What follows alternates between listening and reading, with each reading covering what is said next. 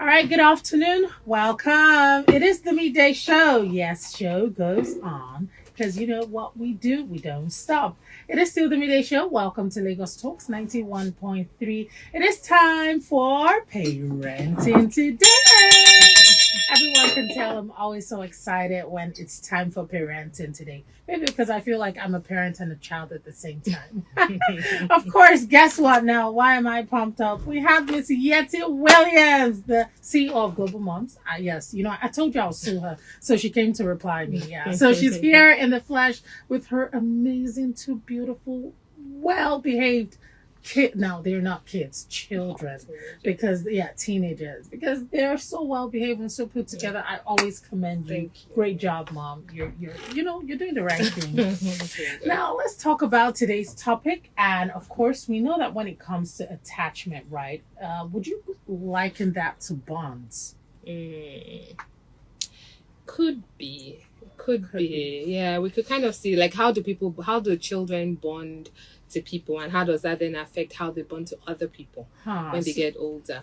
All right. Yeah. So today's topic for those who are listening is how attachment styles affect children. We know that parenting is a never-ending job, and what better way to gain knowledge than to get it from an expert, someone who has years of, I'll say a couple of belts, championship belts, to her name, Miss Yetty Williams. She's always here to give us the best advice and prefer solutions as regards parenting and how to be a good parent, how to be the best parent you can be. And of course, this would, result in having the best children who would be beautiful individuals who could contribute to society and just make the world a better place. So once again, welcome. Can the team say hi? How are you? Hi. Hello. So you're a guest because Miss Yetty and I are on the show. Yeah, so you are a guest today. So introduce yourself. Say hi.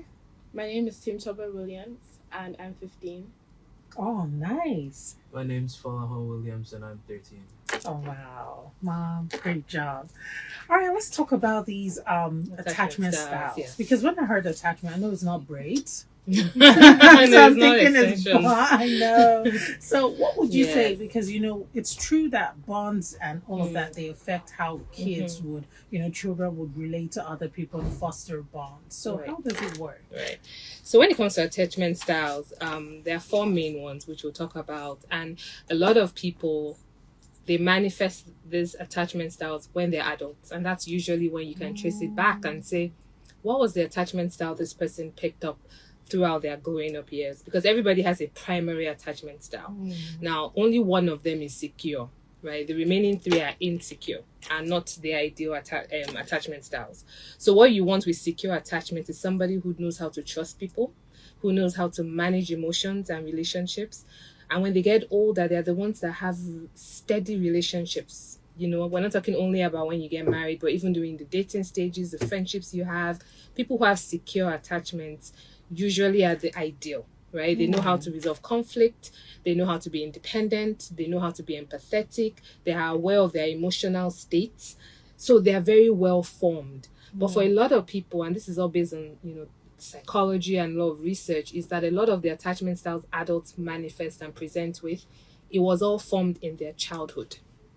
Majority of them, it was formed in their childhood. And it's tied to your early years and who your caregivers were in your early years.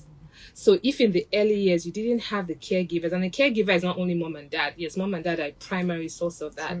But who else was taking care of the child during the early years, throughout their growing up years, going to school years? All of that forms a picture of who they become as an adult. And some of the times when somebody doesn't have a healthy, secure attachment style is those people who can't hold a relationship. They are always there. Some of them are very aloof. They can be aloof. They don't want to get close to anybody because they believe people will let them down. People who are distrusting. They have attachment issues. So that's where it comes from. So the four are secure attachment. That's the ideal. The person who knows how to manage relationships, knows how to deal with emotions, knows when they're upset, knows what's triggering them, knows when they need to step back, knows when a relationship is not healthy. They're able to recognize that, something here doesn't sit right? So that's the secure attachment style. And usually those children were well cared for. They had enabling environments. The home environment was one that nurtured them. Their caregivers were there for them. Their caregivers helped them to learn their emotional regulation. How are you feeling? What do you do with how you're feeling? Because you're feeling angry doesn't give you the right to slap somebody or punch a hole in the wall, right? So what we call adult tantrums, it all comes really from the childhood. Then you have the next one, which is called the avoidant attachment style. Those are the people who avoid people. They don't want to get too close to anybody because they're just like, those are the ones that seem very aloof. They never actually get to an intimate point with relationships. We're not talking about intimate acts, but just being intimate, vulnerable with somebody, being empathetic, being able to lean in and say, oh, I see how you're feeling. I understand why what I might have said might have upset you. Avoidant people, they don't even want to get there. So when it's getting too serious, they're the ones that sometimes they will avoid serious relationships because they don't want to be bogged down. Then you have the anxious attachment style. Those are the ones who don't trust anybody. They're always thinking, hey, where did you go? Why did you pick the phone? Why did you leave the room when I stepped in? They just think everyone is up to something. Somebody didn't want to leave them, or you want to. They're scared of abandonment, rejection, right? Then you have anxious avoidance. That's the one that combines the two. That's a whole. So those are the main four ones, and everybody has a primary one.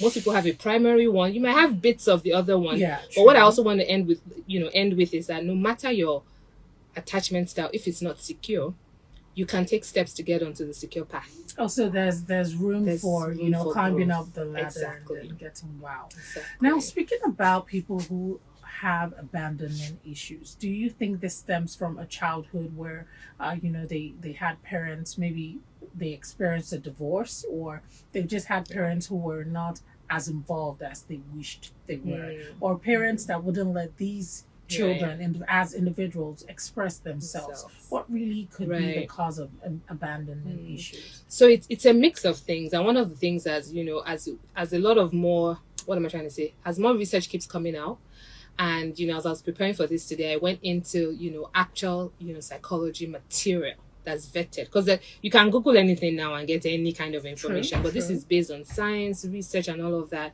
Is that your childhood plays one part, but your nurture plays another part. We've talked a lot about nature versus nurture. Nature are some of the things you are born with. You're predisposed to certain things, right? Yes, we know maybe a child is more quiet, a child is more outgoing. Some of those things are nature and how the child was born.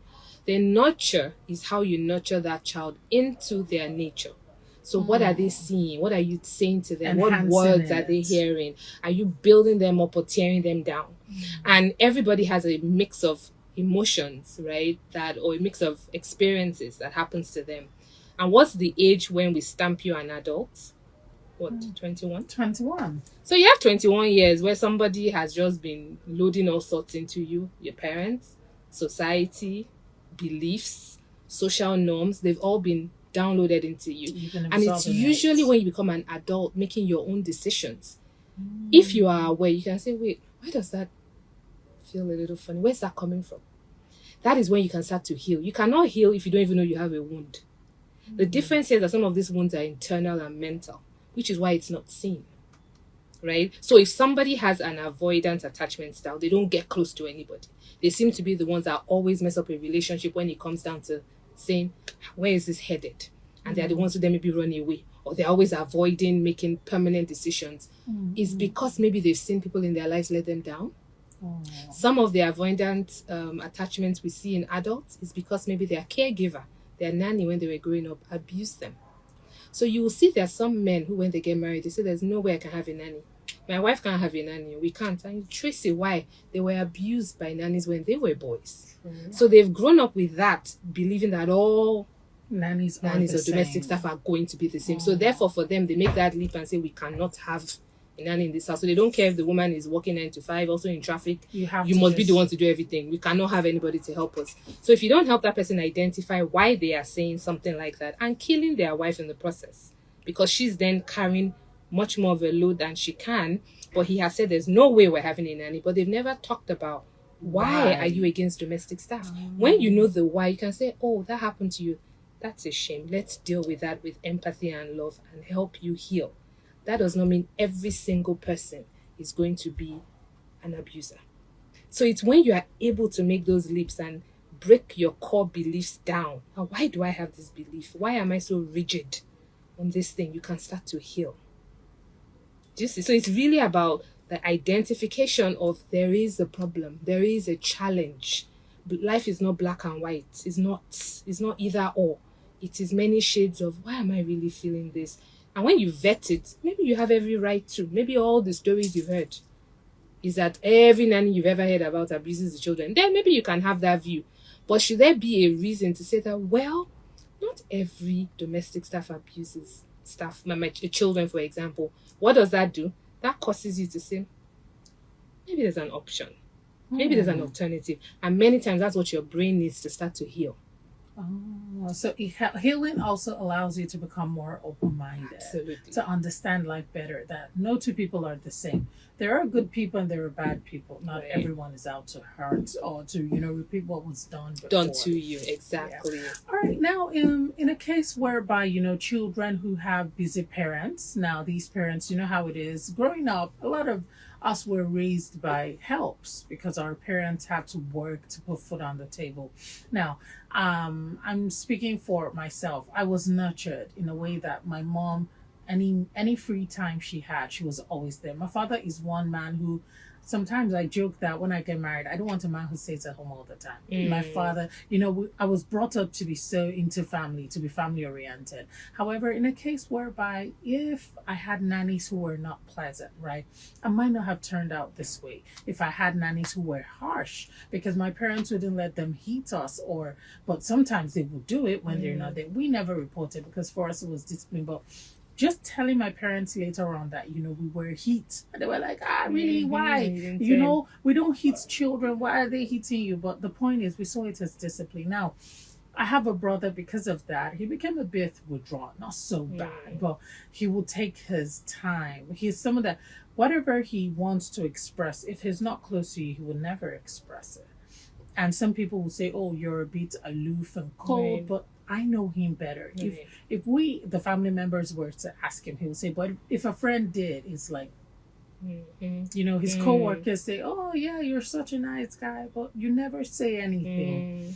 And he told me one day, so you remember when we said what was wrong, we'll be beaten. So why would you say it? See? So So all of these things, everything. And that's why I love the fact that we're able to do so much research into human mind, how we have evolved, what's going on, is that a lot of these things, we carry it with us. And if you've never had the experience as an adult, who can make choices now?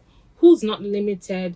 Who's not controlled, quote and unquote, by somebody telling you what's right or wrong? You can start to heal the areas that are not thriving in your life. So somebody who finds it difficult. So that, for example, what you just explained without knowing so much of it, it's a little bit of avoidance in there. Avoidance attachment. I don't want to see what you say. He said, when growing up, if you complain, you got beaten. beat you. So Yeah, he learned to keep it in and not bother complaining, because if I complain, I'll get into trouble.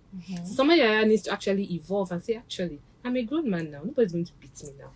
You know what? Sorry to interject. What's also, I noticed, everyone says, oh, he's a nice guy. Anything you give him to eat, he will not complain. But when I ask him, would you rather eat that? Even if there are options, he'll say no. So I'm like, why won't you speak? The point is, he's just used to Right. whatever. Let's leave sleeping dog. Let sleeping dogs lie. Don't stir Classic the water. avoidance. I don't want to. Wow. And see, and for him, I'm sure he's probably over 30. Is he? Yeah. So yeah. imagine he has that little boy trapped in him, who hasn't healed from. I used to get into trouble if I dared to complain. And his speak up. relationships, his partner will complain like, oh, you never say anything, you don't react angrily, you just keep quiet. Like, are you keeping malice? And the whole time he's trying to just control it, because for him it's like, Right. you know how some people say, I'm not one to talk. I remember what I mentioned earlier with secure attachment. You are able to deal with conflict. We're going to have conflict in life. No matter who the person is, even your twin, if you're identical twin, you will have conflict. It's the ability to resolve conflict in a healthy way. So somebody who avoids conflict, avoids getting angry, avoids having any, that means that person is not emotionally regulating how they're feeling. No emotion in itself is bad. That's one thing the children have been telling them since they were young. No emotion in itself is bad. It's what you do with it. Because you're angry doesn't give you the right to lash out, to call people names, to hit. Process it. This is how I'm feeling now. This thing that happened made me angry. Why did they make me angry? It's okay. What are you now going to do to diffuse the anger? Not hide it, but diffuse it so you can move on. It's the person who doesn't process, who learns to, it's fear, it's a bit of fear. Like if I speak, I'm going to be punished. So let me just, I don't want to get into trouble. And then you carry that with you into adulthood. And see what you mentioned about the relationship where the partner is saying. Sometimes, even when the partner says, "Oh, I know I'm wrong," but they're just expecting a reaction. But he's just want to keep quiet. Like everyone says, "Oh, he's so peaceful," but deep down, I know. I tell him it comes at a cost. Everyone else is happy. Are you happy? And then he would, let me in on how he feels, but he wouldn't let anyone else. And I'm like, why? Oh, send him to me.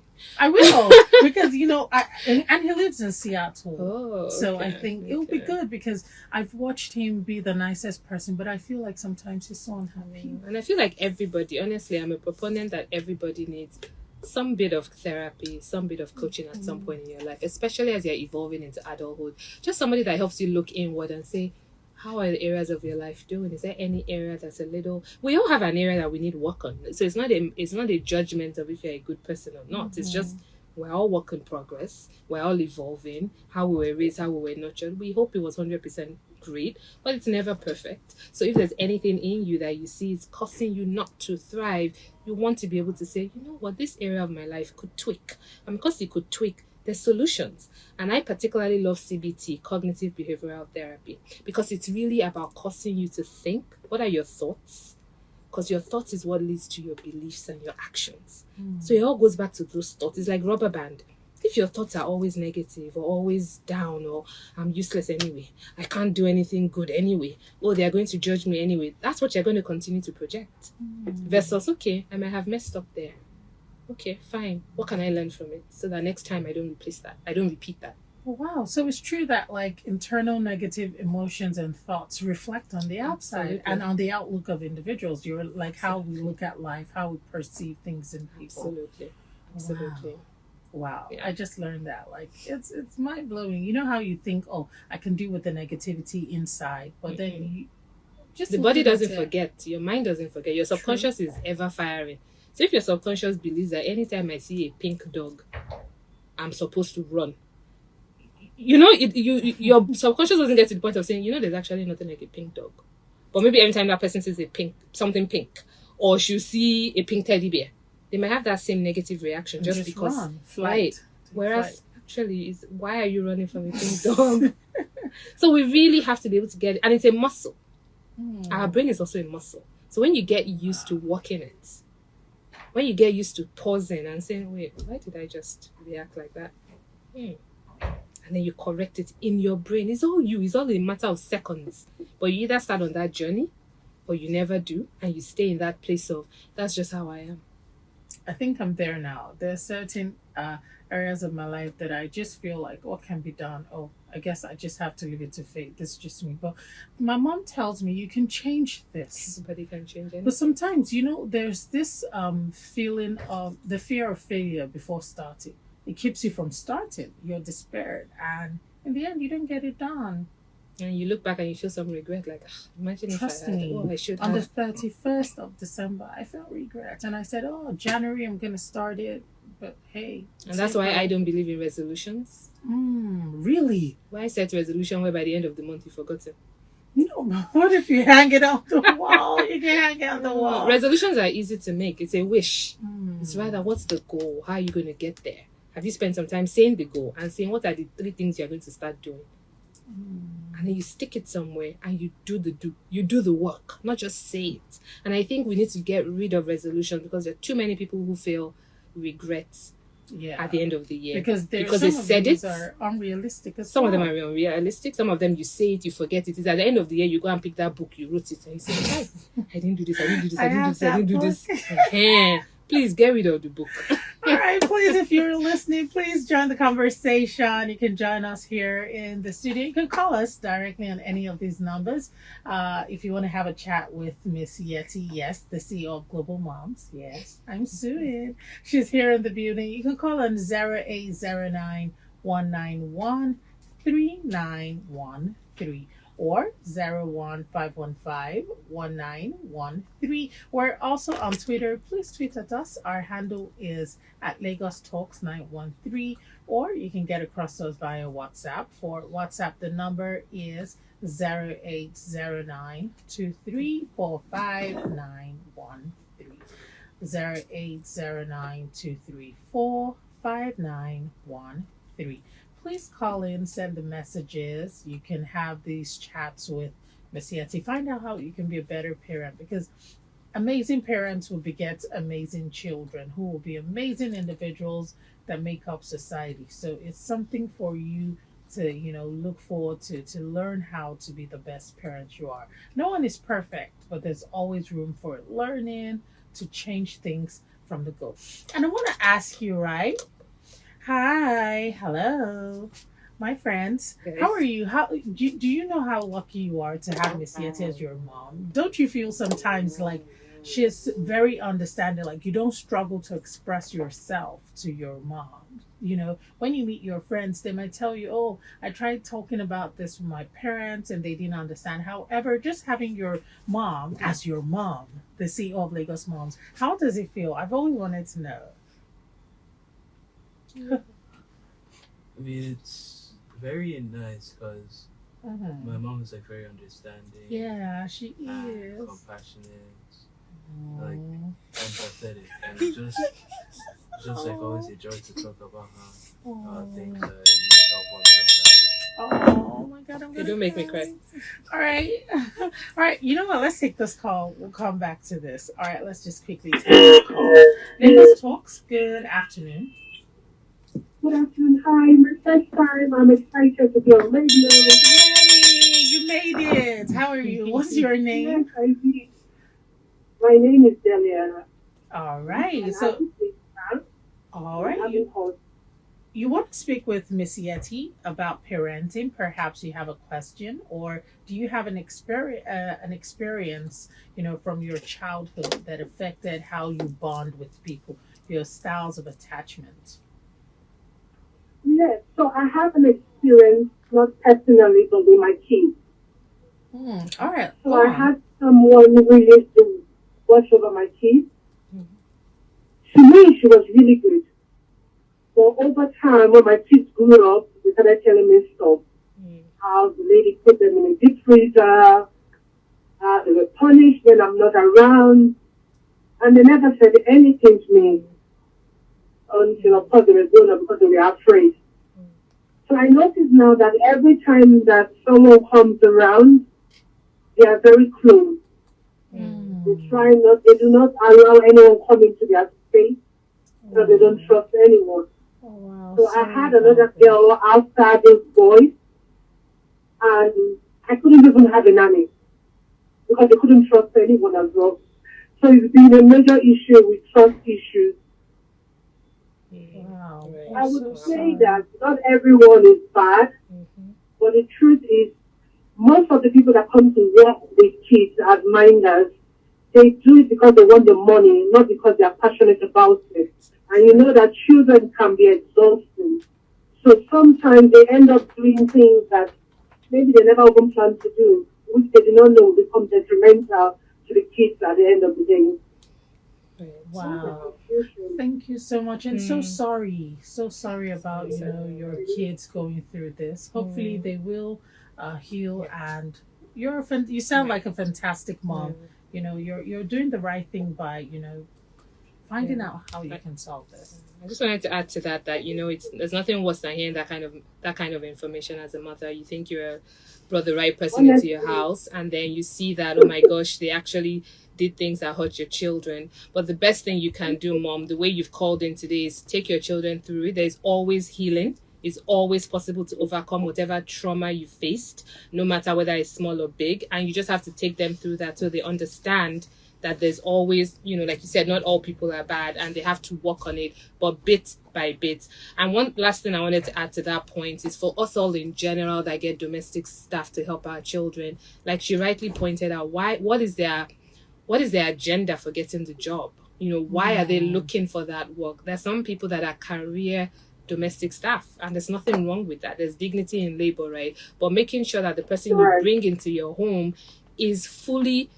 equipped and trained and interested in the role, because the damage that can be done is horrible. But I don't want you to feel guilty, because a lot of moms will say, I thought she was good. Let's remember that the person that can judge if the domestic staff is good or not are the children who are being cared for, But Mom, please get in touch with me if you want to after this. There's always it's a process, but you can get there so that your children can heal and learn to trust people in the future.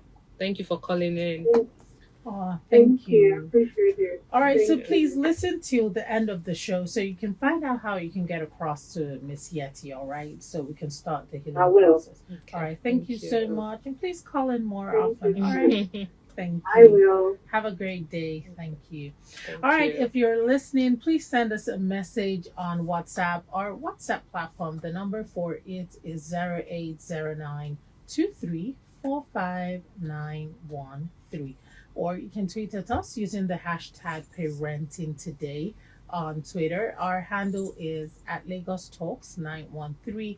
Find out how you can get about this. Now, sweetie, I was about to ask you, right? I see the smile on your face. Tell me, how does it feel having Miss Yetty as your mom? Because sometimes I'm like, am I jealous of you? But I'm too old to be adopted. But by the way, my mom is such a sweetheart. My father used to tell her, you spoil kids, but she's so soft. So compassionate. She doesn't believe in even striking a child. She believes, she's a communications expert. So she will say, communicate. They understand. Even if their speech, like they're still so little, They fully understand what they you're fully saying. understand. So I'd love to hear how it has been. I can see she's smiling. Oh my gosh. Okay. I agree with my brother. It's been very nice. Like he Aw. said, my dad also says she spoils us, but she's too nice. But then I don't think she's too nice. I think she's just normal, and how a normal parent should be. And yes, like my brother said, she's nice and understanding, and you can talk to her about things. And so but I don't think she's spoiling us.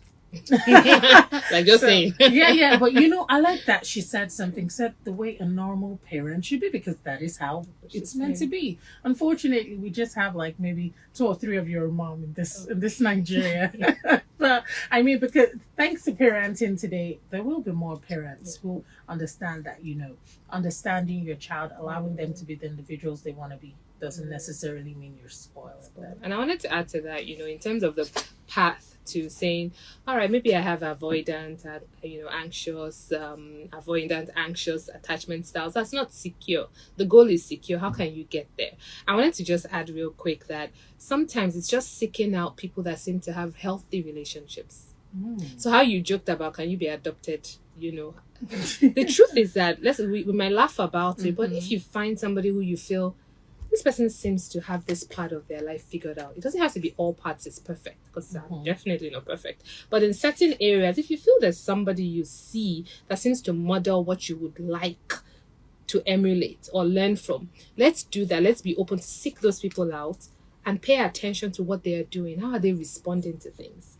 Are they optimistic? Are they pessimistic? How do they speak? Does it match what they're saying? And I find that especially in the social media world we live in, people are living 2 lives. What you present online and your the real reality. They are night and day. So we need to actually be more conscious in picking out the people that we trust, we listen to, and we're learning from. Wow. Thank you so much. So if you're listening, Miss Yetty is your go-to mentor as regards parenting. She's a fantastic coach. And the fact that you actually come down to her level. So speaking with you, one might just feel like, I'm having a chat with someone who's really intelligent and a friend. But I mean, you're still the boss here. You're still the coach.